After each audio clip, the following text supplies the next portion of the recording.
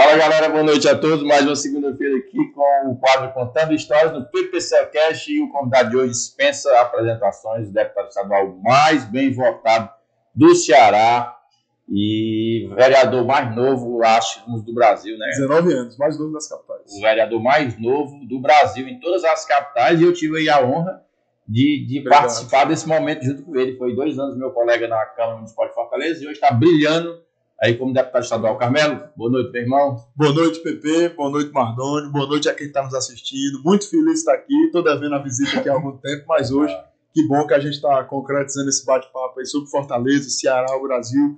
Eu fui colega do PP, estou até me sentindo aqui na Câmara Municipal, né, com esse microfone, eu e ele aqui, parece que a gente está até no plenário, né, porque foi 2 anos aí que o PP acompanhou, né, de muito trabalho aí para Fortaleza, uma convivência muito bacana nossa no plenário.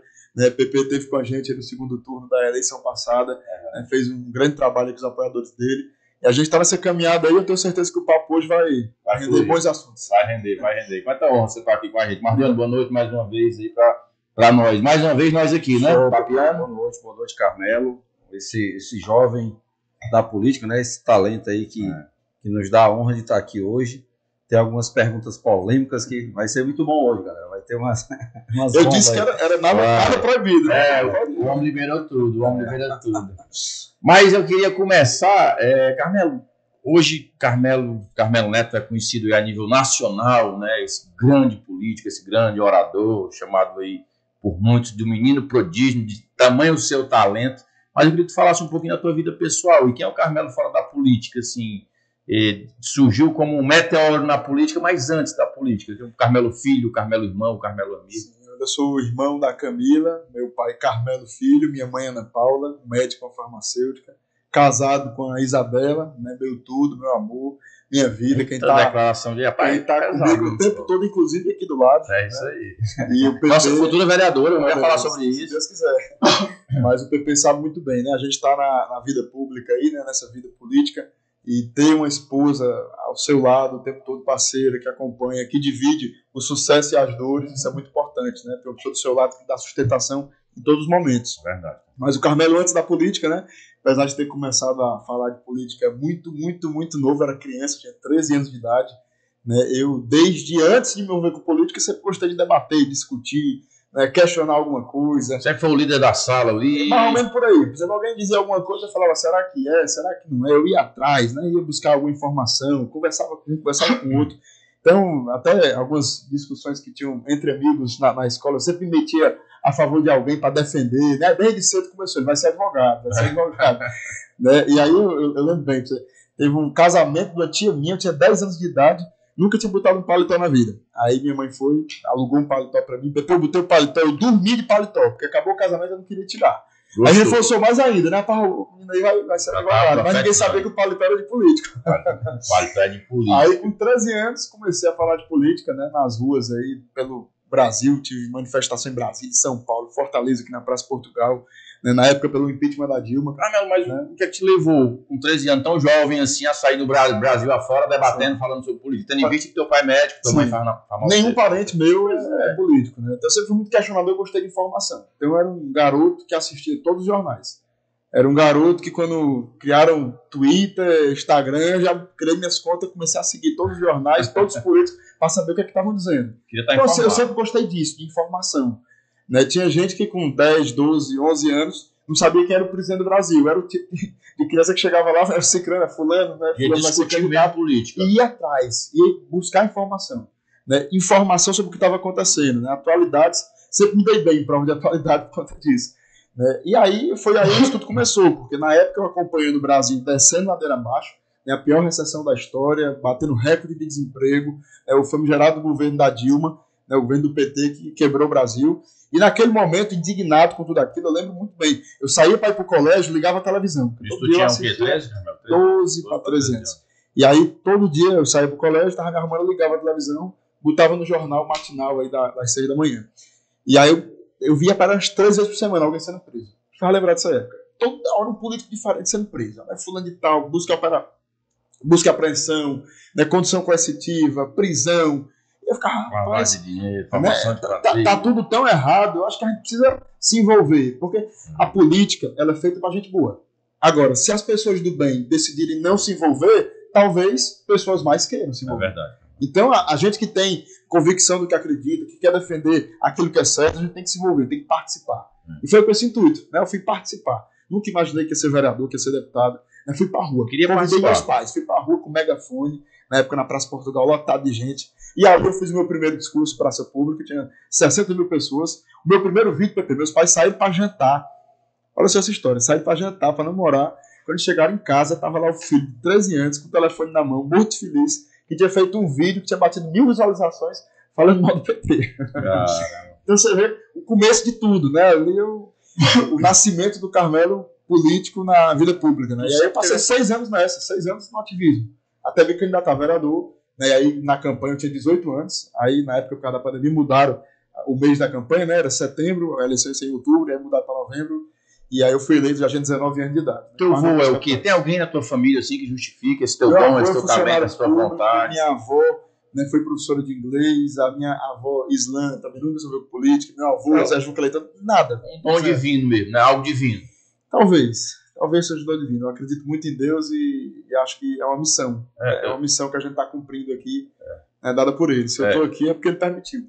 Tem até uma frase que eu acho muito bacana, eu uso muito, que tem muito a ver com o que tu falou, que o que nos assusta não é o grito dos maus, é o silêncio dos bons. Martin Luther King, é isso aí. Então, esse negócio de... E aí, eu como político também, às vezes eu me incomodo porque a cabeça das pessoas, todo político é bandido, né? De tanto a Globo lá, de tantas TVs mostrar, tanta gente sendo presa, que você falou, eu lembro muito bem nessa época, embora também eu comecei na política de muito pouco tempo para cá, eu também nunca gostei de política, justamente por essas notícias que tanto apareciam, de tanto as TVs mostrar isso, as pessoas acham que todo mundo é bandido, né? E aí apareceu aí essa militância de direita, mais conservadora, né? Para ir contra essa militância da esquerda, né, Carmelo? Você hoje é um dos grandes representantes da direita no Ceará, que está do Brasil, mas no Ceará você sem dúvida nenhuma é um dos grandes, né? Tem mais 2 ou 3 que talvez aí tenha o mesmo que lá que tu, mas acredito que um dos grandes foi um cara muito próximo do Bolsonaro, do ex-presidente, né? Acho que é uma curiosidade das pessoas também de saber mais ou menos como é que é o presidente Bolsonaro, tu que conviveu assim muito, ainda convive com ele. Esses dias eu vi que tu com ele. Como é que é o Bolsonaro assim na intimidade, Carmelo? Cara, antes de falar sobre o nosso presidente JB, eu quero só fazer um comentário aqui. O Pepe falou disso aí, que a população realmente faz esse julgamento, nós que somos políticos, todo mundo é ladrão. E o primeiro choque que eu tive, marinheiro de primeira viagem, candidato a vereador, primeira eleição que eu participava na vida, com 18 anos, quase completando 19, foi chegar em um mercado aqui de Fortaleza e eu vi no terceiro box que eu caminhei que eu tinha que sair de lá, porque o político era tudo igual, era tudo ladrão, e eu podia pegar o beco que aquela pessoa lá não ia votar em ninguém. E aí eu parei, pensei, e os meus assessores até me aconselhavam, Carmelo, cai fora, porque esse pessoal não vai votar, ele tá revoltado. Mas toda vez que alguém me falava isso, eu parava, olhava no olho do cidadão e dizia, meu amigo, eu sei que você não vai votar em mim, mas me dê só um minuto da sua atenção. A sua revolta é a mesma minha. É um desafio. A sua revolta é a mesma minha, por isso que eu tô aqui. Mas você não é obrigado a acreditar. E nem a votar em mim. Você tá aí desacreditado, eu entendo. Com razão. Porque muitos políticos fizeram muitas besteiras que a população, né, acaba julgando todos por conta dos maus políticos que foram presos, foram na cadeia, enfim, não preciso falar muito sobre isso. Né? Mas eu chegava e dava aquela atenção àquela pessoa e dizia, poxa, acompanhe meu trabalho. Eu dava o meu WhatsApp. Meu número está aqui, meu Instagram é esse daqui, independente de votar ou não em mim, me siga, acompanhe. Eu dizia isso. E aí a pessoa, tá bom, mas eu nunca mais vou lhe ver. Eu falei, vai sim, porque eu vou voltar aqui para agradecer os votos que eu tive e venho aqui com 100 dias de mandato e com 1 ano de mandato prestar contas. Duvido. Aí eu passava pro próximo. Aí a pessoa, mas eu vou ficar lhe acompanhando, tô de olho em você. Né? Eu, ok, pode ficar. Né? Aí quando acabou a eleição, 15 dias depois eu fui lá para prestar contas, agradecer os votos que eu tive. Né? E 100 dias depois de eleito, fui prestar contas. E aí nesses panfletos tinha o nosso gabinete virtual, né? Aquilo que a gente queria fazer nos primeiros dias de mandato e nos 100 dias em 1 ano, aquilo que a gente tinha feito naquele período. Prestação de conta mesmo. Quantas vezes, Pepe, eu cheguei para ensinar o mercado, o que você imaginar, e escutei. Aí a campanha de novo, que o povo realmente só está acostumado em vez aí. O povo estranha quando vê a gente na rua, né, cara? É estranho. Sem época de campanha. Entregando panfleto, rapaz, é campanha de novo, né? A pessoa se assusta. E no mercado foi engraçado, porque quando eu cheguei lá para agradecer os votos. Qual o mercado central? Foi o central, esse aqui. Que foi o caso aqui que eu citei, né, da pessoa que estava desacreditada. E aí a pessoa gritou de novo. Olha aí, o menino voltou. Eu não acreditei não, mas ele tá aqui, ele voltou. E aquele se espalhou no mercado. Né? E aí na minha campanha de deputado, eu fui lá pedir o voto, meu cabo eleitoral era ele. Então, quero dizer, rapaz, ele volta mesmo, ele que diz, porque ele disse que ia voltar e voltou. Então, isso é bacana, pô. Porque isso é muito gratificante. A nossa missão na vida pública não é só representar aqueles que votam na gente. É devolver a esperança daqueles que não acreditam mais na política, que elas podem voltar a acreditar. Que política é lugar de gente boa. Então, é esse sentimento. Por isso que eu parava lá a minha campanha. Criminalizaram a política, a realidade. Exatamente. É essa, eu parava os meus minutos corridos, porque a campanha, sabe como é? É corrido demais. Tem 45 dias, percorrer uma cidade inteira, um estado inteiro, um país inteiro, é muito corrido. Então, eu parava lá e conversava e dizia, meu amigo, acompanhe. Sei que você não vai voltar, mas acompanhe. Mas voltando aqui ao presidente Bolsonaro, eu falo demais, você me empolga. Parece que eu estou na Câmara, eu penso que eu tenho 15 minutos aqui para falar, então eu vou me empolgando. A galera quer discutir mesmo, aqui toda segunda-feira nós estamos aqui, é você que é a novidade, o povo quer discutir. Obrigado, parabéns aí pelo projeto, muito feliz de estar aqui. E obrigado mais uma vez por você ter uma honra pra gente. Eu agradeço a oportunidade. Mas e aí, o Bolsonaro, como é que é a tua relação lá com ele, cara? É uma figura, é um cara espetacular, é um cara sensacional. Às vezes o pessoal fala da besteira dele, sabe? É racista, é machista, é homofóbico, pode ser tudo, menos isso. Você vê ele ali no dia a dia, né? O contato dele com as pessoas. E uma coisa que sempre me impressionou, desde ele era presidente, eu ia muito lá no Palácio, né? Conversava com ele, era que podia estar o mundo caindo nas costas dele. Mas ele mantinha uma postura leve, tranquila e serena. Então, assim, às vezes você pensa, o Bolsonaro, você vê ele aí, um corte pequeno de uma fala que ele fez, mais estressado com alguma coisa, você pensa, pô, esse cabo aí é estressado. Não, gente. O mundo caindo, e ele sorrindo, e ele sereno, e ele confiante em Deus, né, que estava ali cumprindo a missão dele, né, que estava ali cumprindo o chamado dele. Então, assim, eu acho que isso com certeza fez o diferencial para fortalecer muito ele. A Michelle também, uma pessoa de muita fé. Incrível, né? A Michelle é uma pessoa de muita fé. Né? Ela ia no Palácio da Alvorada, né, que ela morava, no Palácio do Planalto, fazia orações de madrugada lá com um grupo de pastores e padres. Então, assim, eram ações diferentes, né, de pessoas que tinham fé e estavam ali cumprindo sua missão, e isso com certeza sustentou ele em todos os momentos. Não é fácil. Não é fácil ser vereador, não é fácil ser deputado. Imagina o presidente, né? Às vezes eu comentava com o menino aqui mais próximo, tipo assim, cara, às vezes o vizinho teu fala de tudo, se incomodam. Às vezes tu chega num canto, a pessoa que tu nem gosta te caluneia, fala de tu se incomoda. Aí tu imagina, durante 4 anos da tua vida, o Jornal Nacional todo dia te esculachando, o Fantástico, assim, as grandes mídias. Cara, um cara desse, ele tem que ser uma fortaleza, ele tem que ter muito Deus para aguentar uma pressão dessa, porque é coisa de louco, né? Um presidente com, não vou dizer todo mundo, mas uma parte do Poder Judiciário declaradamente contra ele, né? Porque a gente, não é que é achismo meu, né? Fala de pessoas, juízes, até da Suprema Corte, de que perdeu o Mané, né? Derrotamos o bolsonarismo, então tinha claramente isso no seu declarado, eles próprios, né? Uma declaração de ódio contra uma autoridade que era o presidente da República. Né? Uma boa parte da imprensa, né? A Rede Globo principalmente, né? Teve uma oposição a ele declarada também, vários editoriais lidos ali em pleno Jornal Nacional pelo William Bonner, contrários a ele diretamente. Então, uma imprensa que nunca se posicionou contra alguém, contra um presidente de maneira tão incisiva. E isso, obviamente... Perder a imparcialidade total. Liberdade de cada um, mas perde a imparcialidade. Né? Você pode ter a opinião que for, mas tem que ser imparcial. Um juiz pode ter a opinião que for, mas fale dentro dos autos. Não fale fora do processo. Né? Até porque, no futuro, um juiz desse vinha a julgar um caso que envolva uma pessoa que ele emitiu uma opinião pessoal, ele vai se complicar, porque não vai poder julgar, vai ter que se declarar impedido. Né? Então é importante a gente voltar a falar sobre isso no Brasil, sabe? A estabilidade democrática que tanto foi falado por tantas pessoas, principalmente mais à esquerda, e essas pessoas que declaravam guerra ao presidente Bolsonaro, ela foi, digamos que, iniciada, propagada por eles próprios. Né? Quando você vê uma Suprema Corte que não está nem aí para a estabilidade jurídica do país, que numa canetada revê uma decisão e muda tudo, prejudica a economia, prejudica a política, prejudica todo mundo. Né? E eu estou falando aqui, é a minha liberdade, né, de expressar. Não vou jamais ofender ninguém, né, seja um ministro da Suprema Corte, seja qualquer cidadão, porque eu trato todo mundo com muito respeito.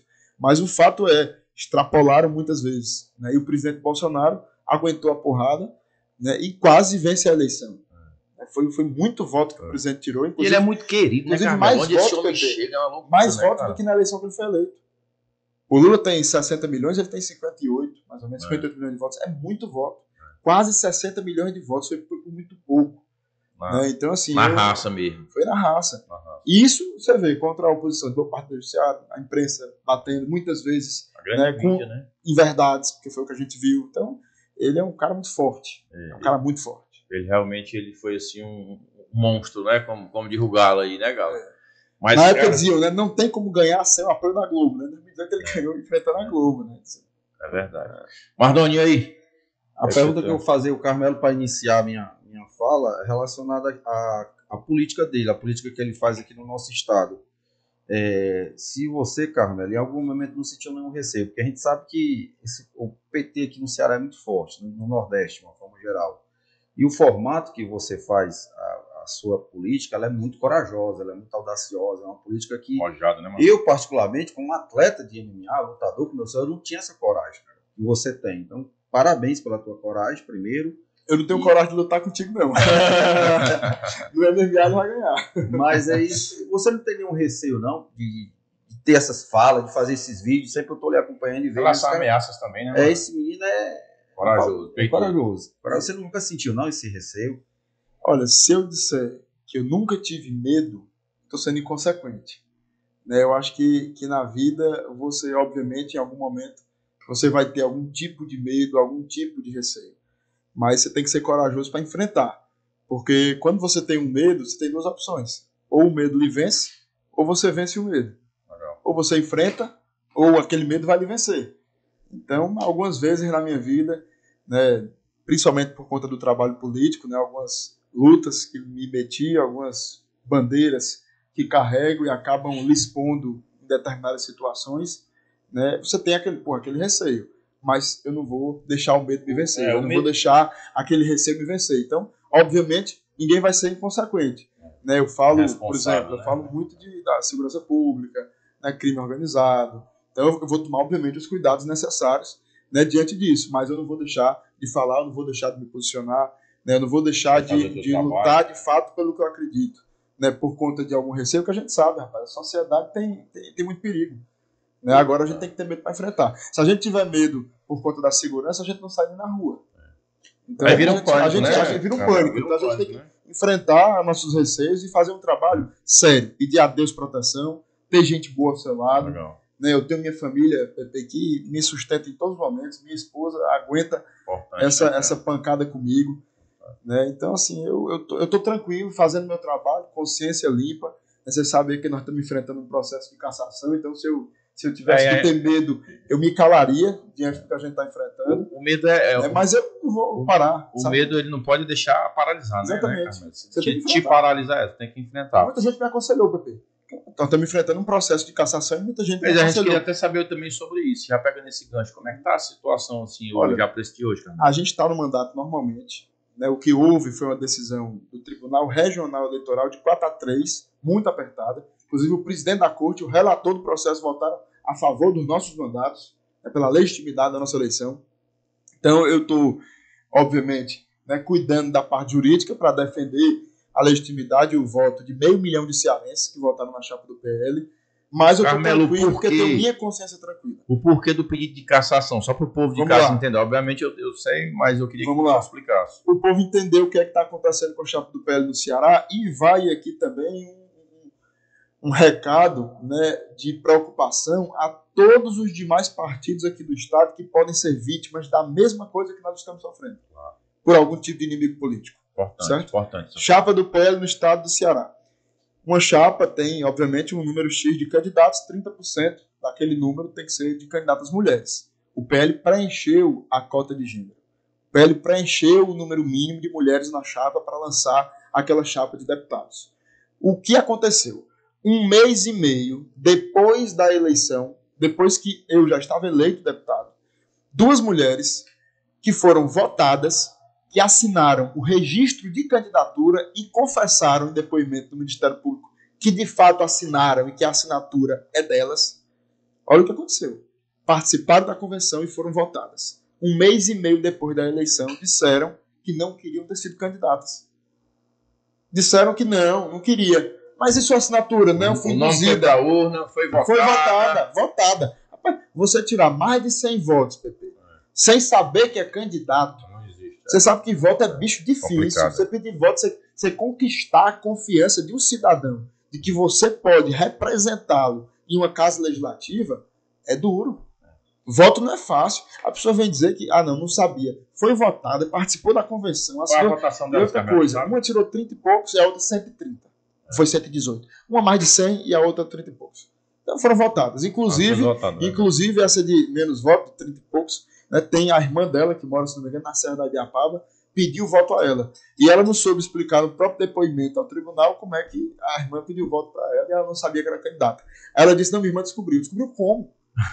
Então, assim, é um processo cheio de falha, de controvérsia. Sabe? É cheio de coisas assim, poxa, depoimento estranho, depoimento contraditório. Então, eu sei que o jogo é duro, mas eu estou com a consciência tranquila. Chega-se até um absurdo, fazendo, né? O meu trabalho é um absurdo. Essa situação, né? Absurdo. Até porque, se a gente for ver o frigir dos ovos, o que eu me ative aqui, Pepe, foi um processo, né? Uhum. Que eu acredito não ter prova e ser um processo que está deixando a chapa do PL, o partido, como vítima disso tudo. Mas, se a gente for ver... falando de 4 deputados, né? De 4 deputados. E aí vamos ver aqui a parte política. São 4 deputados, PP, de oposição ao governo do Estado. Eleitos legitimamente. Se nós formos cassados, 4 deputados aliados ao governo do Estado assumem. Então tem um interesse. Quem pediu a nossa cassação foi a federação do PT. A chapa com a federação que é o partido do governo do Estado. Que é o partido que governa o Estado do Ceará. Então querem tirar 4 deputados de oposição para colocar 4 deputados aliados do governo. E querem tirar 2 mulheres do parlamento para colocar 4 homens. E o pedido partiu do partido do governo. Partiu do PT. Então, assim... Nesse caso aí, a pessoa que vai ser candidato, ela tem total noção do que vai enfrentar e do que vai fazer, porque são muitos documentos, né? E você vê muita coisa para a pessoa partir com a candidatura. E o grande lance aí, Mardoni, é que, exemplo, hoje eu estou vereador de Fortaleza.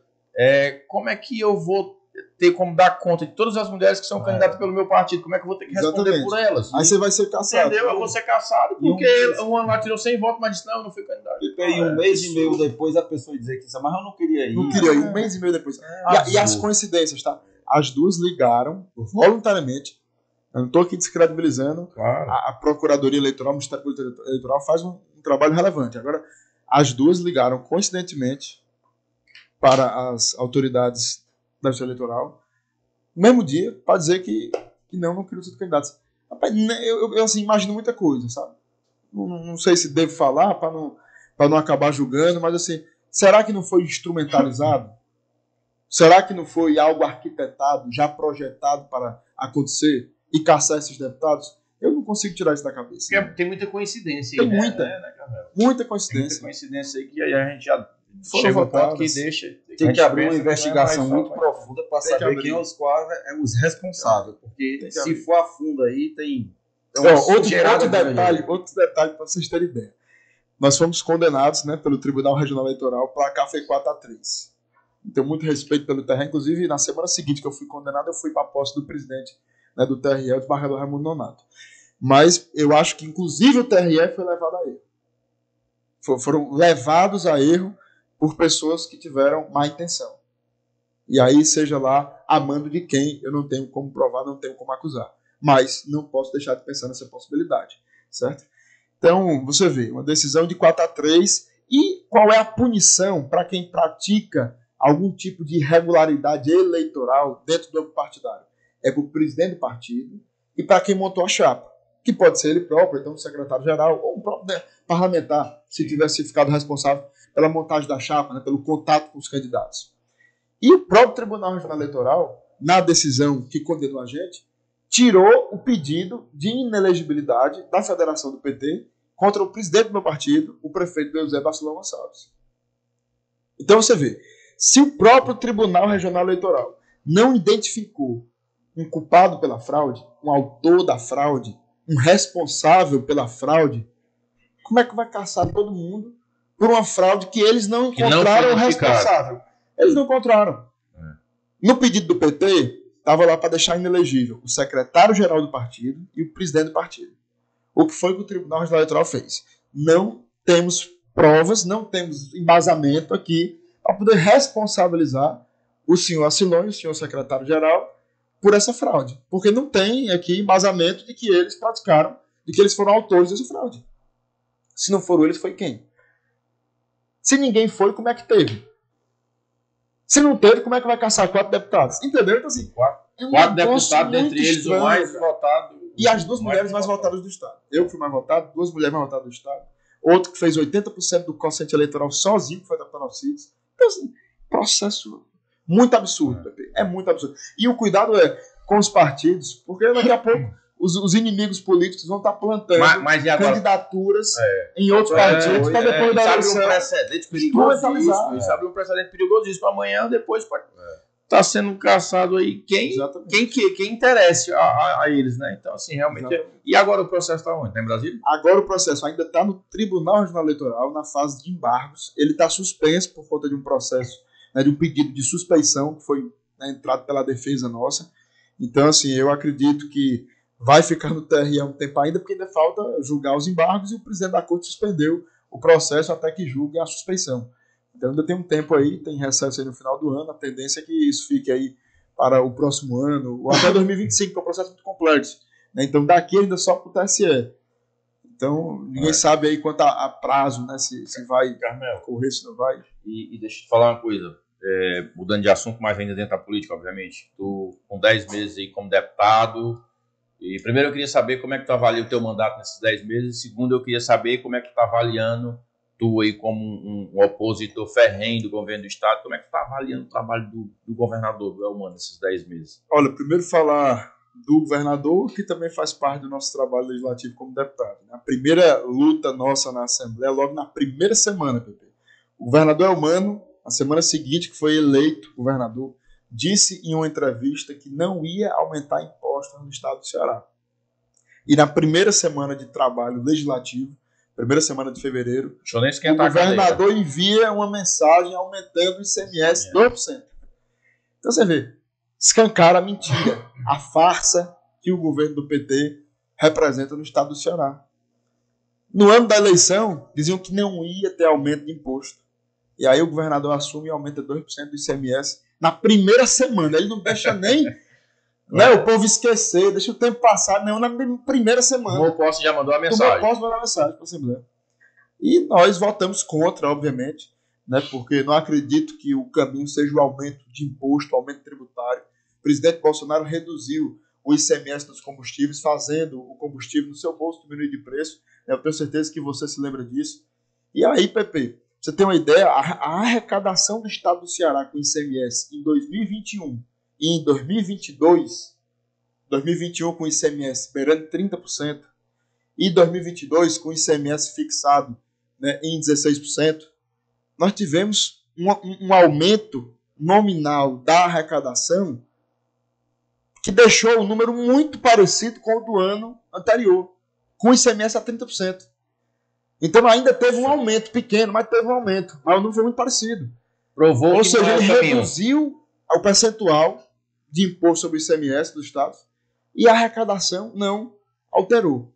E aí o governo usa uma justificativa de que teve aumento. Isso você está falando do governo federal, Bolsonaro. Isso, ó, o governo Ele Bolsonaro reduziu, só para você aprovou entender. através do Congresso Nacional e o presidente sancionou uma lei que fixou o ICMS dos estados em 16%.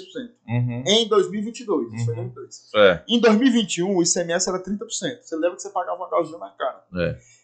30 para 18, né, é 12% de redução. 12%. Tinha estado, acho que não me engano, Piauí e Ceará eram líderes do ICMS. Quase a metade ali, né? Reduziu. E aí, PP, teve essa redução, mas o valor arrecadado pelo estado do Ceará não caiu. Ou seja, o poder de compra, aumentou um pouco. o poder de fogo do consumidor aumentou. Aumentou. E aí gastou mais, pagou mais imposto, o estado conseguiu manter o número do ano anterior. E aí agora vem o o Ceará. governador está dizendo que houve perda na arrecadação, por isso ele tem que aumentar imposto. E aí o secretário da Fazenda foi fazer uma explanação na Assembleia e eu tive a oportunidade de perguntar a ele e desmentir o secretário. Porque o secretário, na mesma frase, disse que teve redução, teve perda de arrecadação do ICMS no estado do Ceará. Aí eu mostrei... E tu tinha os números lá? Tinha os números. Aí eu mostrei que não houve diminuição se referindo ao ano anterior. Aí o secretário se corrigiu. Ele falou, não, o que houve foi uma perda, uma diminuição da previsão de arrecadação. Porque na previsão deles, a gasolina aumentando de preço, a porcentagem em cima do preço final, 30%, eles iam ter um aumento, um acréscimo do arrecadado com o ICMS. Ou seja, não houve diminuição, o valor foi superior ao do ano anterior. O que houve, então, foi uma previsão de arrecadação do governador do PT que diminuiu. Porque ele esperava que ia continuar com 30% e a gasolina, portanto, com aquele valor que estava superior ao que estava antes, ele ia conseguir arrecadar mais e encher o caixa do Estado de dinheiro. Então não houve perda de arrecadação. O que houve foi uma perda de expectativa de arrecadação. Mas o Estado arrecadou um valor nominal superior ao do ano anterior. Ou seja, e agora o governador aumentou, né, 2%, mais 2% do FECOP, tem 20%, né, de cobrado do ICMS, do seu combustível, daquilo que você paga no Estado do Ceará. Então, e não foi só combustível, foi telecomunicação, enfim. Então, assim, a gente tem feito um trabalho na Assembleia de enfrentamento a esse tipo de coisa. Não é correto você estar aumentando imposto, o trabalhador já paga muito imposto. Né, e os serviços públicos, infelizmente, não funcionam como deveriam. E o governador ele quer arrecadar, para aumentar a carga e secretaria, que foi o que ele fez, eu também vou ter conta. Então, o nosso trabalho na Assembleia... Teve aumento de secretarias também, né? Teve aumento de secretarias. E a justificativa, Pepe, é que precisava ser igual, a nomenclatura igual à federal, igual a do Lula. Então, o governador ele foi criando as secretarias aqui a mesma maneira que o presidente Lula criou em Brasília, para, segundo ele, melhorar a interlocução. Acho que não vai ter nada a ver. Né? O governador criou cargo para abrigar aliado dentro. E o trabalho da oposição é justamente esse. Né? O governador envia projetos para a Assembleia e nós, na Assembleia, que estamos, né, sujeitos à apreciação desses projetos todos, vamos definir. É bom, não é? Presta, não presta por quê? Por favor, e aí nós vamos para a tribuna, fazemos o debate, algum determinado projeto que a gente consegue avançar, né, que o líder do governo chega e fala, pois tá bom, nós vamos tirar isso aqui, e fica de acordo com alguma categoria que nos procura, a gente vai lá e diz, pois tá bom, então fecha que a categoria vai sair beneficiada. Então, esse tipo de coisa é o trabalho que um parlamentar de oposição faz, de cobrar, de fiscalizar. Né? Eu recentemente fiscalizei muita coisa, né? As canoas que foram adquiridas. Eu vi até esse teu vídeo aí das canoas. Tem muita coisa errada, né? O L ponto do JF, inclusive o Estado está diminuindo o repasse para o Instituto Dr. José Frota, que é o maior hospital municipal, você conhece muito bem, aqui de Fortaleza. Inclusive, eu me comprometi a destinar emendas minhas, como deputado, para o JF. Né? E vou defender na Assembleia que os deputados de oposição façam o mesmo. Mandem essas emendas, uma parte delas, para o JF. Porque se o governador do PT, se o governador é humano, tem ódio de Fortaleza, não gosta do povo de Fortaleza, nós, deputados de oposição, vamos ajudar o município de Fortaleza, ajudar o JF, que teve uma redução do repasse do Estado para eles. E, com certeza, isso prejudica muito. Né? Então, eu vou defender isso, que a oposição em Fortaleza, a oposição ao governo do Estado do Ceará, reaja. Já que o governador não faz a parte dele, eu vou fazer a minha e espero que os colegas... Ou seja, foram 10 meses aí de muito trabalho. Muito de muita trabalho. denúncia, de muita fiscalização. Muito trabalho, né? Muito projeto apresentado. Dá quase um projeto por dia de mandato. Né? E dentre esses projetos também tem a revogação de normas que já existem, né? Para diminuir a burocracia. Pra você ter uma ideia, um dos projetos que a gente apresentou foi para extinguir aquela taxa do que você paga para emitir o documento do seu carro. Porque hoje, esse documento ele é 100% digital, ele é 100% virtual. Você consegue ter acesso a ele e o povo paga no seu celular. E até hoje o povo paga a taxa de emissão. Isso é um absurdo, né? O Estado está arrecadando por um documento que nem sequer ele emite mais.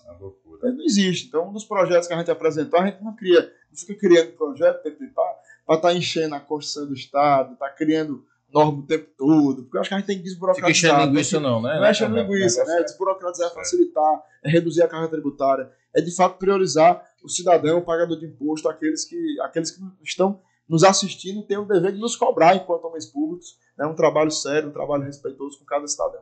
Ou seja, tu já está totalmente ambientado, já a Assembleia ali já está em casa já. Demais, já estou em casa. Volta e meia eu tenho... Estou gostando demais, né? Nossa, legal. Volta e meia eu acompanho, Carmelo, tu denunciando que tu quer fazer uma fala, os deputados de oposição querem fazer fala ou querem votar alguma coisa, e meio que esvaziar. Inclusive, teve um dia que eu estava lá e presente, o pessoal esvazia. Para mim me causou estranheza, porque na Câmara é outra dinâmica, é diferente, não tem isso não. Como é que funciona isso lá? Você vê, né? Apesar de eu também ser oposição à gestão municipal, e na Câmara fui colega do PP e fui oposição, mas eu nunca tinha visto isso, de uma sessão ser derrubada por falta de quórum, né, a base do governo sair do plenário para Pelo jeito, isso é praxe lá, Carmelo? Isso é praxe. Toda vez que o governo tem ou algum assunto que eles não querem discutir, ou então uma votação que eles acham que eles vão perder, rapaz, eles esvaziam o plenário, tira todo mundo e não dá quórum. Eles fogem do debate. Foge do debate. Inclusive, no dia que eu estava lá, Carmelo, estava sendo votada uma moção de repúdio ao moço do aborto, né? Que querem legalizar o aborto e tal, e aí vocês fizeram, acho que foi a doutora Silvana que fez. Exatamente. E colocou para votar e eles esvaziaram. E eles esvaziaram. Teve isso daí também. Teve outra vez, eu acho que você estava lá também, e aí a sessão foi derrubada, né, e os deputados do PT eles saíram do plenário para derrubar a sessão para não poder discutir. Né, e, coincidentemente, sempre que isso acontece, 90% das vezes, o orador que está inscrito para falar sou eu. Então, sempre eu estou inscrito para falar, aí 10 minutos antes ele derruba a sessão. Aí eu digo, né, presidente, eu sou o próximo, vou falar agora. Enquanto os deputados vêm para dar quórum, me deixe já utilizar a tribuna, me deixe falar. Não pode, tem que esperar dar quórum aqui para a gente ser liberado. E aí eu fico sem poder falar. Então, Carmelo, esse assunto do aborto é um assunto muito polêmico, né? Eu tenho visto aí manifestações aí, anti-aborto, né? A vida, pró-vida, né? A vida.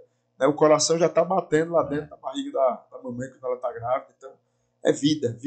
Se a gente permite que mães matem os próprios filhos dentro dos próprio ventre, como é que a gente vai dizer para as pessoas não se matarem umas às outras, né? Até uma reflexão essa de Madre Teresa de Calcutá. Então é importante que a gente reflita muito sobre isso, viu? E combata o aborto. Nós temos alguns pontos aqui no nosso estado relacionados a várias dificuldades, né? Digamos assim. Relacionado à segurança pública, Carmelo, eu queria saber a sua opinião. O que a gente poderia fazer, não uma diminuição, mas de algum formato que a gente desse uma melhorada. A gente sabe que o nosso presidente Bolsonaro teve 4 anos no governo e a gente viu que a violência continuou desacelerada, né? Uma coisa louca, principalmente no estado do Rio de Janeiro, que é o estado, né, onde o presidente é natural. Né? E como você vê essa questão da segurança e o que poderia ser feito, né? Já que a gente teve 4 anos de Bolsonaro e nada continuou do mesmo jeito. Sim, olha só, segurança, né, depende muito das polícias militares que estão nos estados, né, do Brasil, que o governo federal tem, né, é a Força Nacional, que, se não me engano, 2 ou 3 vezes foram chamadas ao estado do Ceará e o presidente Bolsonaro atendeu todas elas, né, quando enviou a Força Nacional para ajudar o estado do Ceará em determinado conflito que teve. A gente lembra, em 2019 teve queima de ônibus, né, um bocado de atentado pequeno, terrorista aqui no estado do Ceará, desses grupos faccionados. Então é um tema que nos preocupa muito. De fato, hoje nós temos um governo federal que é negligente ao crime, né? Você vê um ministro da Justiça que não é odiado pelo crime organizado e vai numa comunidade que as pessoas não entram no Rio de Janeiro, deputados não entram nessa comunidade do Rio de Janeiro, e o ministro da Justiça vai sem segurança, sem colete. Então, assim, é uma coisa que você, né, se abisma, né? O governador do estado não vai lá porque é ameaçado, e se for, é executado, e o ministro da Justiça vai. Mas, enfim, sobre a Polícia Militar, né, sobre o estado do Ceará específico. Nós temos bons policiais militares no estado do Ceará, nós temos policiais que são armados, que são treinados, que são equipados. Obviamente, a estrutura, né, por parte do governo do estado para esses policiais pode melhorar, né, em termos de viatura, condição de trabalho. A gente tem muitos postos da Polícia Militar que estão bem defasados, né, da própria Polícia Rodoviária Estadual, nas estradas que eu percorro. Às vezes passo por um ponto específico, paro e vou lá cumprimentar os policiais que estão lá, em uma situação bem precária, né, estruturas bem defasadas. Mas, para mim, o principal, nós temos bons policiais, nós temos homens e mulheres de bens aqui no estado que querem enfrentar o crime organizado. Homens e mulheres de bem que querem enfrentar o crime organizado no estado do Ceará. O que é que está faltando? Comando, pulso. Você vai em Goiás, o recado do governador de Goiás é bandido, está fazendo coisa errada, quer matar o cidadão, pode matar. O cara quer tirar a vida de um cidadão de bem, quer tirar a vida de um pai de família, quer tirar a vida de uma mãe de família. Não tem que aliviar. Não tem que passar a mão na cabeça. É o poder que ele passa para a polícia. É o poder que ele passa. A polícia, obviamente, não vai sair aí atirando em todo mundo. Né? Calma aí, gente. Não vai deturpar o que eu estou dizendo. Mas, obviamente, em algum momento, um conflito, uma troca de tiros, entre um Depende policial da situação, né? e um Dependendo bandido. da situação, né? Hoje aqui no estado do Ceará, o policial tá numa troca de tiro com o bandido, ele tem medo. Que ele vai matar o bandido, Pepe, e aí? Aí ele mata o bandido, ele responde um processo. Ele mata o bandido, ele vai pra controladoria. Aí às vezes é afastado. Então, assim, ele é perseguido. Ele é perseguido pelas forças do Estado. O policial hoje que enfrenta o crime organizado, que tem coragem de dizer aqui não. Lá em Goiás, o governador disse, é bandido, pois sai de Goiás. O Ronaldo Caiado. É bandido, pois sai daqui. É o que o governador de lá disse. Aí aqui no estado do Ceará, o governador omisso, o governador fraco. Isso não é só o atual governo, são os últimos governos, aqueles que passaram pelo estado do Ceará. Camilo, Cid. No Cid, nós assistimos no estado o início das facções criminosas, e o governo do estado negava a presença delas, não existe. Está tudo sob controle, o que o Camilo disse mais na frente. Mas não estava, desde o início não estava. E falta do governador pulso, coragem para dizer, pode enfrentar. Vocês vão ter respaldo do governo do estado para enfrentar bandido, para enfrentar o crime organizado, para colocar na cadeia, para prender. E se ele ameaçar a sua vida, para tirar a vida dele em legítima defesa. Porque entre a vida, meu irmão, do policial e do bandido, me desculpa, eu fico com a vida do policial. Se alguém discorda de mim, aí paciência. Mas entre a vida do pai de família e do bandido, eu fico com a vida do pai de família. Esse realmente é um assunto bem, Na verdade, bem delicado de se falar. É delicado, cara. Mas assim, o que a gente vive hoje é uma perseguição do Estado aos policiais que querem enfrentar e querem fazer um trabalho. Para ficar mais bem explicado, a gente entende aqui, mas eu queria que você passasse para as pessoas, você como deputado estadual, no governo Bolsonaro, se ele tomasse uma decisão, tinha que passar pelo governo, mais ou menos. Pelo governo do Estado? Não. Qual é a polícia? A polícia do governo federal. O presidente da República é o chefe das Forças Armadas.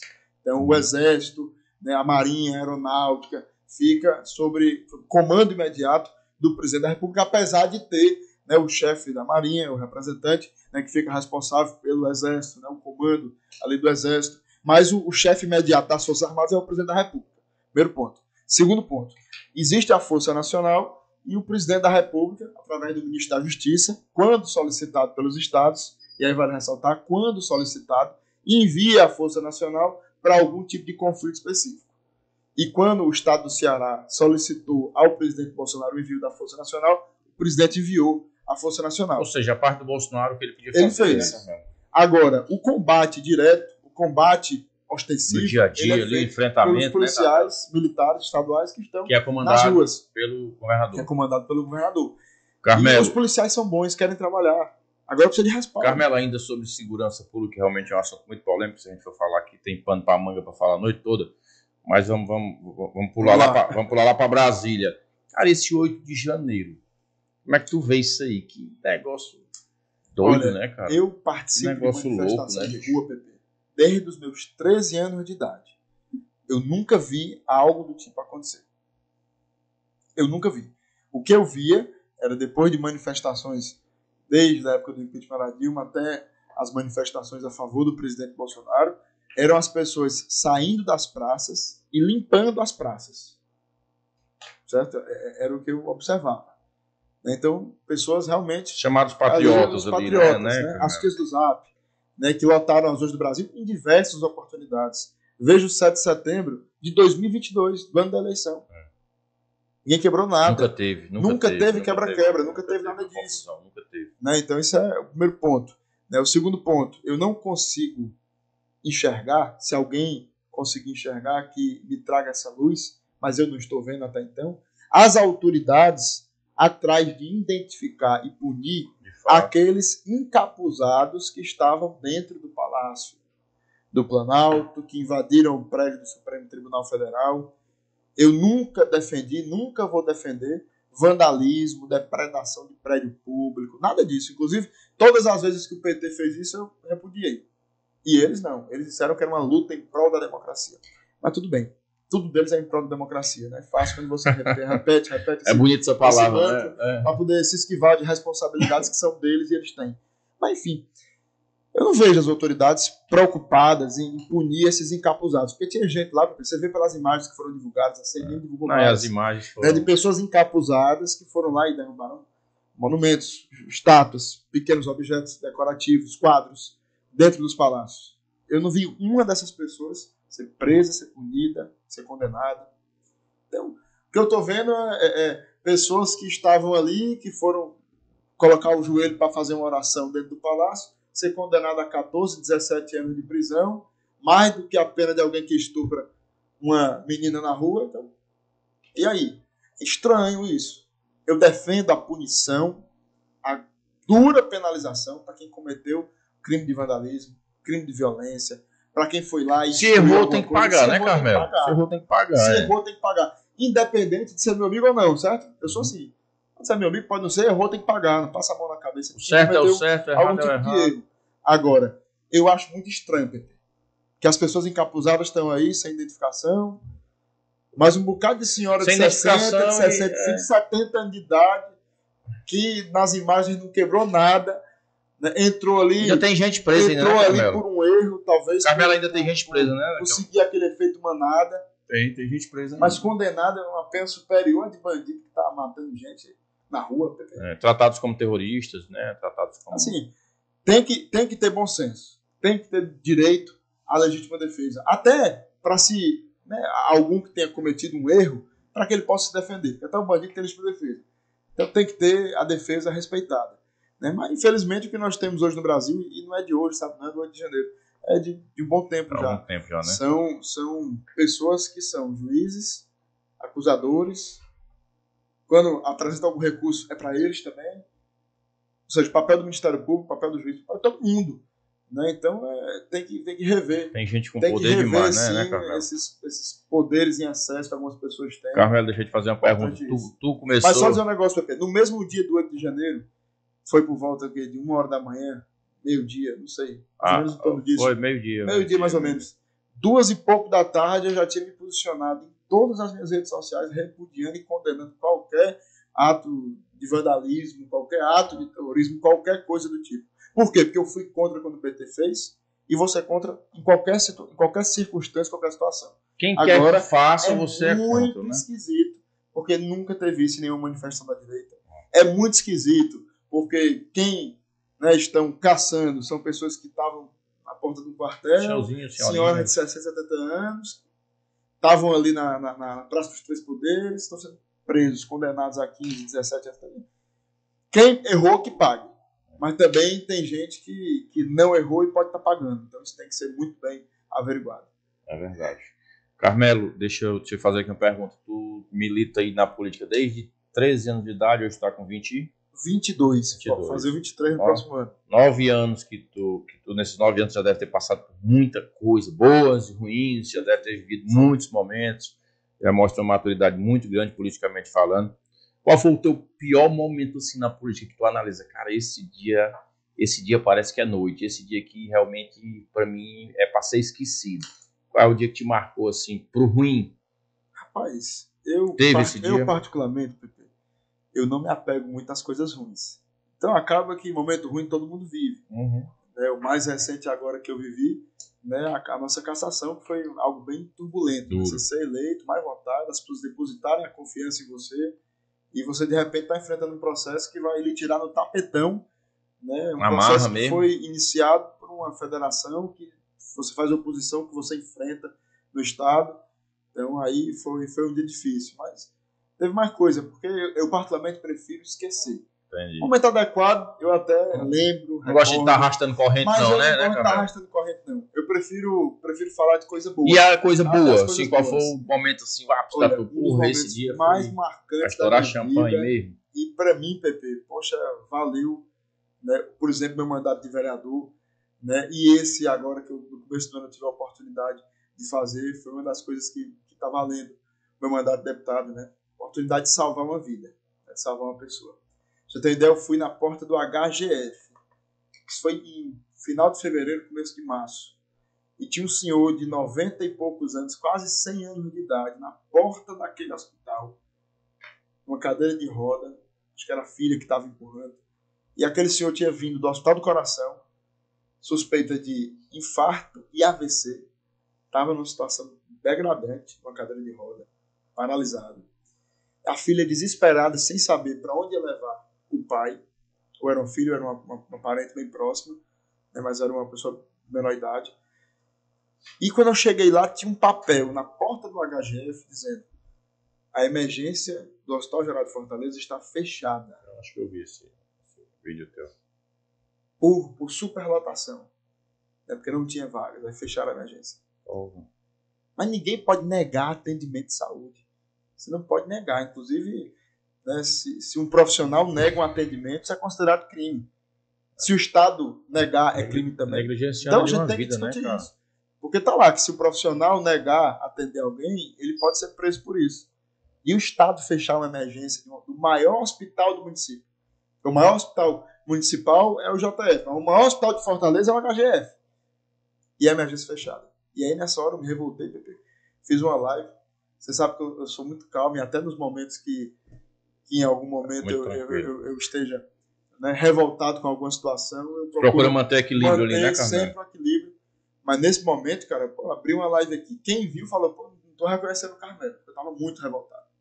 Porque eu tava assistindo ali na minha frente uma cena que poderia se repetir durante a noite inteira.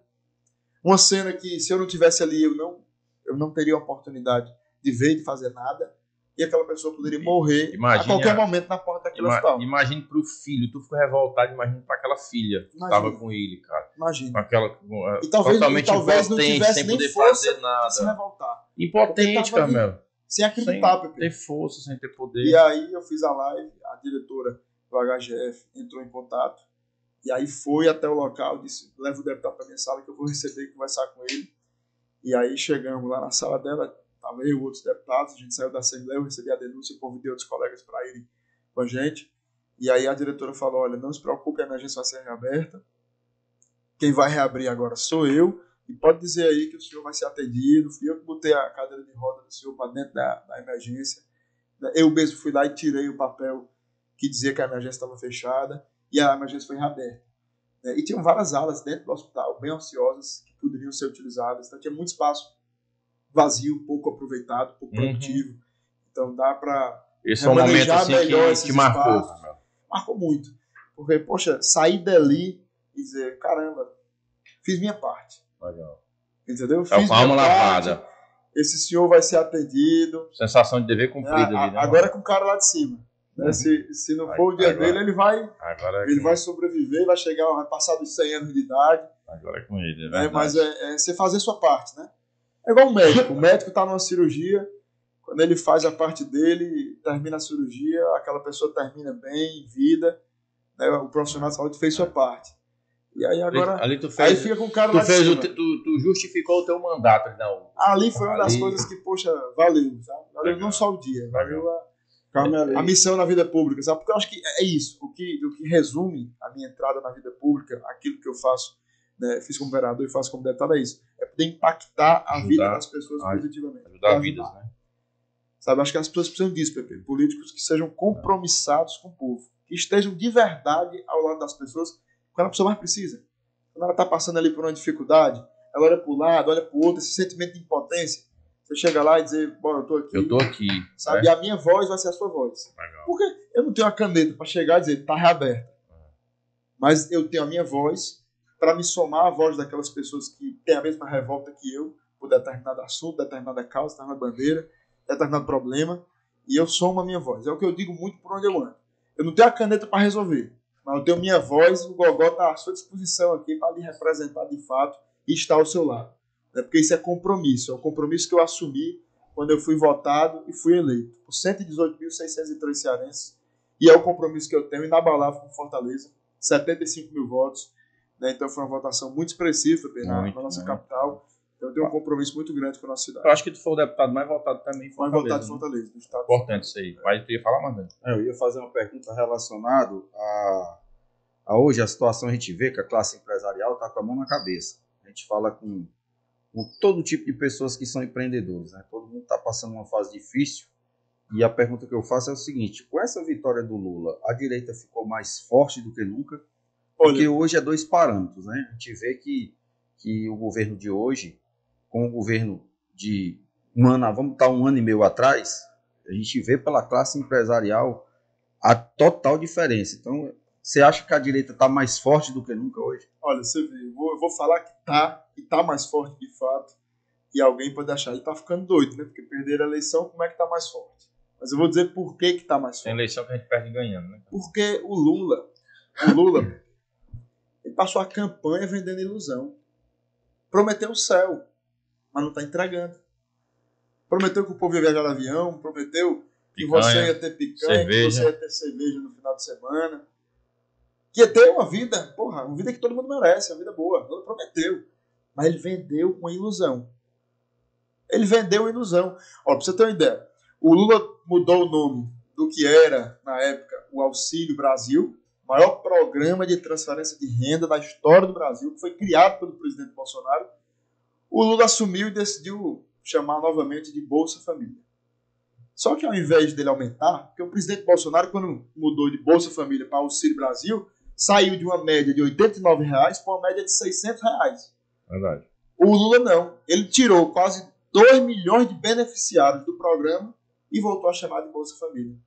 É o Bolsa Família do papai Lula. Aí agora você vê o programa que era do governo Bolsonaro, o Casa Verde e Amarela. Programa de casas populares. O presidente Bolsonaro também conseguiu condições especiais de financiamento com a Caixa Econômica Federal. E o Lula assumiu, mudou para Minha Casa Minha Vida, mas nenhuma casa entregue, nenhum tijolo botado foi botado na gestão dele. Nenhum. 10 meses já de governo. Você fala em transposição, né? Porque na época que o presidente Bolsonaro entregou a transposição, tinha gente dizendo, não, foi o Lula que começou. Sim, o Lula começou, mas quando o Bolsonaro assumiu, tinha eixo da transposição rachado, que teve que recomeçar praticamente do zero. Porque é uma obra mal feita, mal acabada. Demorou, não entregou. Não entregou. O primeiro prazo era 2009, depois 2011. Governo Lula, depois governo Dilma. Depois 2014, governo Dilma. Depois ela sofreu impeachment. Aí o presidente Temer, né, colocou o exército para ajudar, o Bolsonaro assumiu, também fez um grande trabalho, né, fez o ramal do Salgado, o ramal da Pudi, né, deu início a esses ramais importantes para levar a água da transposição para mais cidades, para mais famílias. Que é o sonho do nordestino. Que é o sonho do nordestino. E você vê agora, Pepe, o que está acontecendo com a transposição? Eu fui no início do ano para Jati ver com os meus próprios olhos. O Lula assumiu. Quando o Bolsonaro entregou a transposição, ele disse que era o pai da obra para quando ele assumir o bombeamento das águas para o Ceará parar. Eu fui em Jati ver com os meus próprios olhos, que eu não estava acreditando. O bombeamento das águas na transposição. Ali em Jati, partindo de Pernambuco, Pena Forte, Salgueiro, que vem para o Ceará, que passa por Missão Velha, que vai no Rio Salgado, entende? Que vem praticamente o ramal do Salgado, que pega Ceará, que pega Rio Grande do Norte. Eu estava na assinatura do Auto Serviço. Cadê a água? Não tinha água, não tinha uma gota d'água. Acabou-se. E aí eu fiquei preocupado e tive o cuidado de ligar para o nosso ex-ministro do Desenvolvimento Regional. Falei, ministro, me ajuda aqui. Se essa água, ela tá parada, certo? Se essa água ela não está correndo pelo canal, nós temos o risco desse canal aqui rachar todinho por conta do sol, porque não tem uma gota d'água. Aí o ministro, Carmelo, o correto, no caso, né, de manutenção, de algum motivo específico que precise desligar o bombeamento, é uma vazão mínima para poder preservar o canal. O ministro não tem uma gota d'água aqui. Ou seja, a gente corre o risco do canal que traz tudo. A água da transposição para o Ceará rachar e o governo precisar refazer. Quem sabe não seja esse o objetivo do Lula. Será que ele refaz, hein, Carmelo? Será? Rapaz, tendo a Odebrecht, sem contar nessa questão. Tendo a Andrade Gutierrez por perto, talvez questão, ele faça duas. Nessa questão que eu lhe perguntei, da direita está mais forte do que nunca, eu até vejo por esse lado também que a direita tem grandes nomes, né? Eu acho que o Tarcísio, a própria Michelle, né? Além do presidente Bolsonaro, né? Como é que você vê essa questão dos sucessores? Porque se a gente for analisar pelo lado do PT, eu acho que a nível presidencial, a nível do presidencial não tem nenhum nome, né? Pardônio, o presidente Bolsonaro foi o maior semeador de lideranças da história do Brasil. Você vê hoje pessoas como Tarcísio de Freitas, que governa São Paulo, né? Tantos outros que o presidente Bolsonaro colocou a mão e estão aí dando show, o governador Jorginho Melo, Santa Catarina. Só senador, ele senador Marcos Pontes, senadora Damares, tantos outros. Rogério Marinho. Um grande representante do Nordeste no Senado Federal. né, nosso vizinho do Rio Grande do André Norte. Fernandes gritando com todo mundo André. lá. Maior bancada de grandes deputados líderes. que já houve, né? 99 deputados federais. Então você vê, o presidente Bolsonaro, ele foi responsável por uma nova era de lideranças na história do Brasil. E o PT, o petismo, você pode ver, não tem nome não. Estão querendo botar o Camilo, o Rui Costa, para suceder o Lula. Mas não tem nome, gente. O PT não tem nome para suceder o Lula. Tanto é que o Lula foi candidato porque não tinha mais nome para Tinha botar. opção, né? Ou era ele ou o PT não tinha candidato. Não sei que Ia ter que apoiar outro a nome. não ser que a Dilma volte, né, cara? Dilma. Que não ficou inelegível, foi outro absurdo. Não ficou. Mas Aí você vê, nós temos o Tarcísio de Freitas, que é um excelente governador de São Paulo. grande Nós quadro. temos a ex-primeira-dama Michele Bolsonaro, que é uma baita presidente do PL Mulher, está fazendo um grande trabalho, rodando o Brasil inteiro. Nós temos o presidente Bolsonaro, que é o líder de todo esse time. A gente tem muita gente boa. Sei. Eu, sinceramente, eu não tenho medo de 2026. Eu acho que a gente vai chegar muito competitivo para a eleição de 2026 e vai, Chegar fortalecido, de fato, né, Carmelo? conseguir recolocar o Brasil nos trilhos, tirar o Brasil das mãos daqueles que assaltaram no passado e, como o próprio vice-presidente diz, voltaram à cena do Voltou a cena do crime. Mas, pessoal, eu acho que já tá com mais de uma hora, não tá?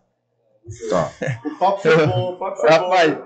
eu botei umas perguntas aqui, eu confesso que eu não consegui fazer nenhuma ainda. Ó, ou eu falo demais ou o papo é meu. Parece que tá fluindo, né? Eu não consegui fazer nenhuma. Vou fazer pelo menos uma dessas que tá aqui que eu tinha anotado. Você, já a gente termina, a gente vai falar dos nossos parceiros também aqui, apoiador. Tem o pessoal falando aí, dando oi, mandando perguntas. Se tiver alguma coisa aí, alguma observação, tu me manda aí.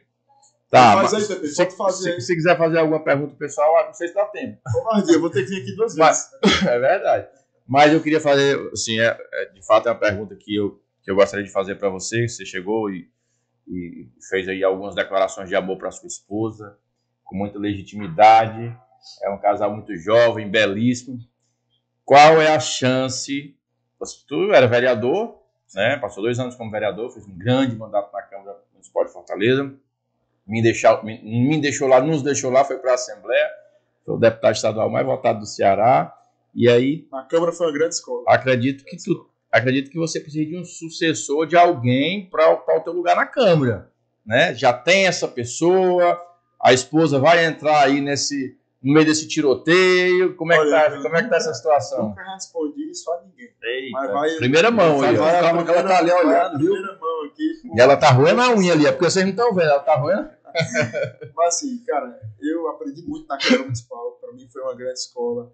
Eu amo Fortaleza, né? Foi aqui que eu nasci. Muito boa a Câmara, cresci, né, cara? Muito bacana. Foi aqui que vivi e moro até hoje.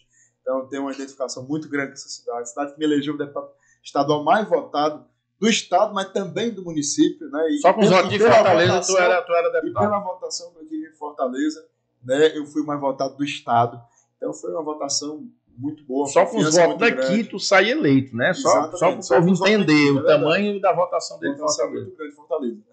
E eu realmente tenho intenção de deixar o que eu tenho de melhor, tá? O que eu tenho de melhor é minha esposa. Minha esposa Eita, tá comigo. olha aí, galera, em primeira tá mão. comigo em todas as horas, em todos os momentos. Legal. Né? E quem conhece ela... Do lado de um grande homem tem que ter uma grande mulher. Eu sempre brinco, Pepe, pra quem não conhece ela, digo assim, rapaz, ela gosta mais de política do que eu e fala melhor do que eu. Aí você vai ver. Tu já chegou aqui dizendo que ela falava melhor do que O tu. pessoal Então, acha que eu tenho... é um fenômeno, deve ser um que fenômeno. eu sou porque bom de discurso, que eu É. falo bem na tribuna. Rapaz, ela fala melhor. Tá, rapaz. Ela Então, fala a melhor do que eu. mulher vem forte. E assim, ela gosta muito de política. Eu conheci a Bela em grupos de política. Foi mesmo. Então, antes dela me que conhecer, legal. ela já gostava de política. Então, é um debate que, para ela, é muito natural. Né? Legal. Ela fala É o fala mundo de dela política ali. com muita Tá naturalidade. em casa, tá em E não é casa. algo forçado. Né? Ela Legal, já legal. gostava, já acompanhava. Eu conheci ela no meio da política. Ou né? seja, Porque a gente sabe vocês disso. nasceram um pro outro aí, então. Olha aí, Deus sabe o que faz, né? Une Mas- pessoas que têm um propósito. E Mas tu dizendo aí que ela fala melhor do que tu. E, cara, assim, eu acho que hoje a tua maneira de falar, de se expressar, a tua oratória hoje tem chamado muita atenção. E isso, tu chega lá em Brasília e vai falar lá em onde quer que seja, Pepe, de forma bem Tu olha natural. no meu Instagram. Rapaz, eu tenho vergonha de fazer o que ela faz. Ela faz os stories, as coisas bonitas e tal. Eu tenho vergonha, ela fala com a desenvoltura. E às vezes ela pede, amor, fala isso, fala aquilo. Eu digo, amor, rapaz, eu vou aqui. Pois é, mas na verdade o que eu queria te perguntar é Sim, existe em torno da oratória, existe essa dúvida, né? Se é um dom, se estuda, se pratica, como é que faz. Semana atrasada a gente teve com o Roberto aqui, que também é um dos maiores oradores do estado.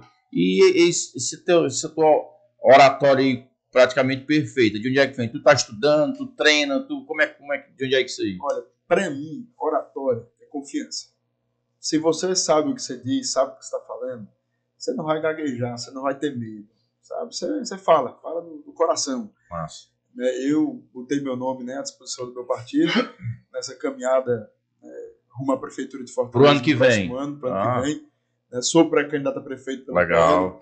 E algumas pessoas me perguntam, Carmelo, por que você é pré-candidato? Por que você colocou o seu nome à disposição? Eu digo, poxa, eu coloquei meu nome à disposição como pré-candidato a prefeito de Fortaleza porque eu me sinto preparado para gerir uma das maiores cidades do Brasil. E se eu não me sentisse preparado, se eu não me sentisse apto, eu nunca colocaria o meu nome à disposição. Porque eu acho que isso é uma coisa séria. Você colocar o seu nome à disposição para gerir uma grande cidade como Fortaleza, você precisa ter essa responsabilidade, né, dentro da sua consciência, mas sobretudo dentro do seu coração, do desafio que é, né, de se colocar à disposição.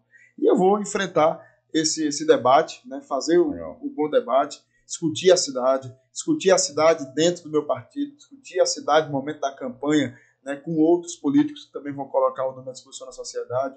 E a gente tem que discutir. Poxa, Fortaleza pode melhorar, sabe? Pode melhorar. Mas tem um efetivo hoje pequeno na nossa guarda municipal, que é armado. Eu acho que se a gente aumentar, né, vai ter uma condição melhor, principalmente agora que as guardas estão tendo um reconhecimento de polícia, né, pela própria parte do Supremo Tribunal Federal, de algumas pessoas do Poder Judiciário. Nada é tão bom que possa melhorar, né, cara? Nada é tão bom que possa melhorar. Então, eu estou aqui para a gente discutir Fortaleza e poder melhorar a cidade. Essa chapa Capitão Wagner e Carmelo não existe. Olha, eu vou trabalhar. Deixa você dar uma risada assim. Eu vou trabalhar para que a oposição ela possa compor, né, com o máximo de nomes. Porque ficaria mais forte. Tá na hora do verdade, ter um candidato. Não ficaria mais forte? Você, olha, o capitão, nós votamos no capitão 3 vezes. Né, 2 vezes para prefeito e 1 para governador. Eu acho que está na hora do PL ter uma opção, lançar uma opção viável à sociedade, até porque o partido cresceu muito. O PL é o maior partido do Brasil. Tem 99 deputados federais, tem 5 eleitos no estado do Ceará, 4 deputados do Ceará. São quantos senadores, hein, Carmelo? Então, o PL tem 12, 11 senadores, né? Uma das maiores bancadas do Senado. Né? Então, o partido cresceu muito. E o partido que cresceu muito, obviamente, surge a partir disso novas lideranças. Né? E é natural que essas lideranças discutam a cidade, discutam projetos a serem implementados. Por exemplo, vaga em creche. Tem 10 mil crianças à espera de uma vaga na creche. Né? Tem que discutir isso, tem que aumentar o número de creches conveniadas. Né? Temos que discutir saúde, parceria público-privada. Isso dá certo em São Paulo, dá certo em Salvador. Então vamos fazer uma parceria público-privada, PP, para poder diminuir o tempo de espera para uma consulta, para um exame. Então tudo isso a gente pode estar fazendo, a gente pode estar discutindo. Né? E eu estou disposto a isso, né? Claro, discutir Fortaleza. E eu tenho certeza que com a campanha, indo para um segundo turno, a gente vai conseguir construir um arco de alianças. Né? Eu fui vereador, me dou muito bem com todos da política local, estadual, que estão no campo ideológico que a gente acredita, que a gente defende. Então, essas pessoas que têm algo em comum, elas tendem, com certeza, a caminharem juntos no segundo turno. Quem são os seus possíveis concorrentes dentro já que você disse que colocou sua à disposição, né? Então deve ter outras pessoas, né, dentro do seu partido. Não tem concorrente, né? É uma disputa interna que eu acho muito saudável, até porque um partido que cresceu e que tem bons nomes a apresentar à sociedade, é natural que discuta internamente qual nome apresentar em determinada eleição. Então tem o meu nome, tem o da vereadora Priscila Costa, que é tua colega, foi nossa colega na Câmara Municipal, pessoa excelente, tem o deputado federal André Fernandes. Muito bem votada para deputado federal, a Priscila, né? Tanto a Priscila quanto o André, né? São bons nomes. O André, a Priscila, acredito, né? E o meu nome. Mas eu acredito que eu tenho uma identificação muito boa com Fortaleza, né? Eu fui vereador, agora deputado, sempre bem votado na nossa capital. Foi aqui que eu nasci, cresci, morei, conheço, sei onde é que estão os gargalos que estão ali no calcanhar do nosso povo. Pra você ter ideia, um dos mandatos que eu tive, vereador e agora como deputado, fiscalizei quase todos os equipamentos públicos, né? Visitei, né? Com o intuito de fato de conhecer, de buscar solução, né? De buscar melhorar aquela situação. Então é isso que a gente tem feito, sabe? De coração, eu quero participar desse debate para lutar por uma melhoria de fato. Né? Porque eu vejo o que pode ser melhorado. Na saúde, na educação com as vagas nas creches, a segurança pública com o efetivo da Guarda Municipal Armado, que pode aumentar, e isso vai dar segurança aos guardas e vai dar poder de enfrentamento ao crime organizado, porque não é com cacetete que você vai, né, poder competir em um possível enfrentamento com o bandido, com aquele que está ali para cometer uma ilicitude, para cometer algum tipo de violência. Então a gente precisa dar condição, e a prefeitura pode com certeza, né, o governo municipal pode com certeza trabalhar para melhorar isso. Então eu estou aqui para isso, para a gente discutir Fortaleza e caminhar para frente. É isso? É isso. E temos quanto tempo? 1h. Passa ligeiro, 1h e né? 12 minutos. Pessoal, vamos começar aqui os encerramentos. Eu queria falar só um pouquinho do pessoal que está com a gente. Serrinha, Aí, ó, o homem, Rafael. Ó. Serve aí, precisa de tudo, Serrinha, reage. Nossa, mas hoje o Galo tá aqui, o Nairo tá aqui nos bastidores, viu? Vem pra cá, Galo, você tá na mesa aqui no lugar do Serrinha? Aí o Depósito Pascoal, aí meu parceirão Gerdo, mais um parceiro. E aí vai passando, tem que colocar menos tempo pra ficar melhor pra falar aqui, né? Porque a gente perde muito tempo aqui. Mais rapidinho. Gerdo, o depósito mais barato do Conjunto Palmeiras, o homem é desenrolado. E aí, Marlon? Confederação Brasileira de Luta Livre Esportiva. Eu preciso Faz um trabalho aí. competir contigo, viu? Pronto. O homem aqui é professor, quiser ir usar, treinar, Muay Thai, Jiu-Jitsu. De repente, um dia a gente faz o UFC da favela, você contra alguém do PT. Rodrigues Advogado, meu advogado, amigo, parceiro. Foi lá pro Uruguai, tá voltando de ônibus aí, chorando. Infelizmente faz parte. Fortaleza, Sofri junto com você. Eu sou Fortaleza, Ceará, parabéns. eu reconheço. Fortaleza tá Boteco do Caetano, meu parceiro, um abraço. Boteco Caetano, meu primão, desenrolado, cerveja gelada, churrasco, barato. Quem mais tá aí? Rapaz, muita gente. Eu quero ir nesse boteco lá livre. Vou levar o Carmelo lá, viu, Caetano?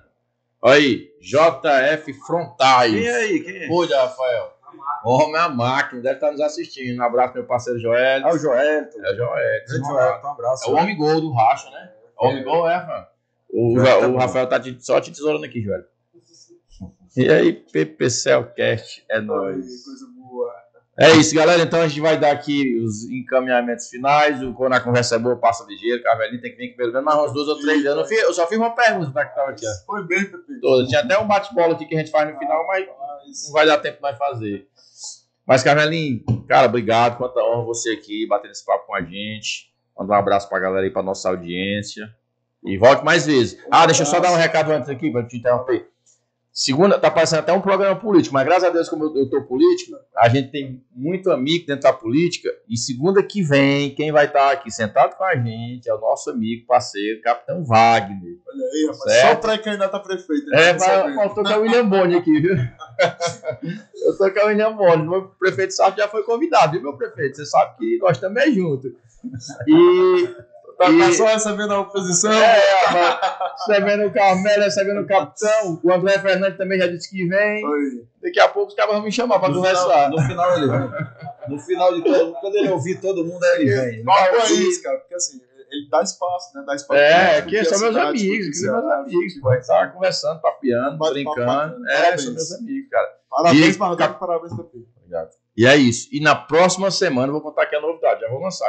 A partir da próxima semana, galera, assim, pelo nível e pela quantidade de pessoas que estão nos procurando para participar do nosso programa, a gente achou por bem fazer esse programa 2 vezes por semana. Então, a partir da semana que vem, toda segunda e quarta-feira, a gente já está com uma lista desse tamanho de gente para vir. Toda segunda e quarta-feira, às 19 da noite, você vai nos acompanhar aqui no nosso programa PPCelcast. A partir da próxima semana. A partir da semana que vem, viu? Cuida. Carmelinho, meu irmão, tamo junto. Agora que eu sei que é 2 vezes, eu vou ter que vir. Nossa, segunda e não é quarta. Isso aí. Você pede mais, o bate-papo é bom. Manda um abraço pra galera aí. Então, mandar um abraço aí pra todo mundo, agradecer Marlon e Pepe, obrigado aí pela receptividade, pelo excelente bate-papo. Parabéns pela iniciativa, né? Que nós temos mais iniciativas como essa daqui, né, de propor um debate aí qualificado, uma discussão harmoniosa, mas sobretudo, né, com muita firmeza sobre o que está acontecendo na política, né? Nós somos políticos e o bom político ele tem que se posicionar, ele não pode ter medo, né, de dizer eu acredito isso, eu defendo isso. E é isso que eu tenho feito, né? Com muita honestidade, com muita transparência, com muita verdade, para aqueles que me acompanham, para aqueles que não me acompanham, né, podem seguir @Carmelo Neto e acompanhem nosso trabalho. Acompanhem nosso trabalho e julguem o nosso trabalho. Se eu estiver fazendo um bom trabalho, continue lá. Se eu não tiver, você vai me fala, dá um feedback, dá uma sugestão, que a gente está aqui sempre para aprimorar também. Um abraço, gente, tudo de bom, boa noite. O homem é uma máquina. E eu trouxe essa lembrancinha aqui Olha aí, pra você lembrar do rapaz. programa. Coisa boa.